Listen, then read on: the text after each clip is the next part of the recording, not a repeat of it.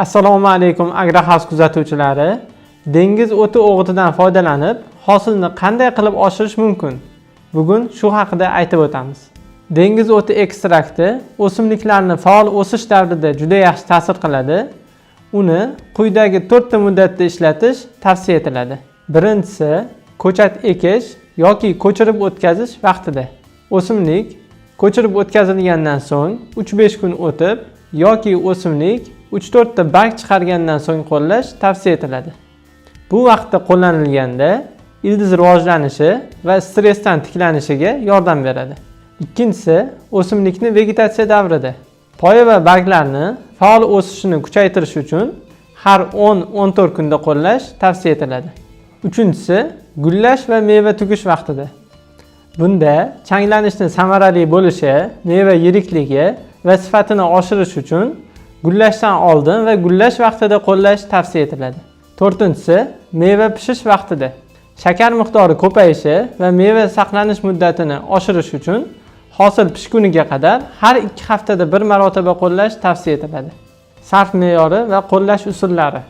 Bargidan purkash orqali qo'llashda 10 litr suvga 20-30 ml dengiz o'ti ekstrakti qo'shiladi. Buni ertalab yoki kechqurun qo'llash tavsiya etiladi.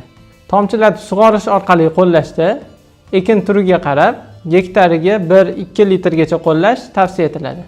Urug'larni ekish oldidan qo'llashda 0,1-0,3% eritmaga 8-12 soat davomida urug'larni ivitib, keyin ekish tavsiya etiladi. Eritmani barg orqali purkab sepish uchun vaqtni to'g'ri belgilash muhim hisoblanadi. Bunda issiq quyosh tig'ida emas, mo'tadil ob-havo vaqtida qo'llash tavsiya etiladi. Qo'llanilgandan so'ng shamol va yomg'irdan 4 soat davomida saqlanish kerak. Eritma uchun suv toza bo'lishi, ya'ni pH darajasi 6-7 atrofida bo'lishi talab etiladi.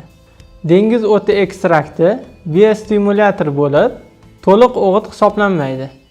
Muvozanatli NPK o'g'itlari namlikni me'yorda bo'lishi, tuproqni sho'rlanish darajasi, ya'ni EC ni nazorat qilish muhim hisoblanadi. Bundan tashqari, aminokislotali va gummat kislotali o'g'itlar bilan birgalikda qo'llash o'simlikni o'sishini yanada kuchaytiradi. Ushbu ekstraktni 2-3 marotaba qo'llanilgandan so'ng ko'z bilan ko'rish mumkin bo'lgan natijalari.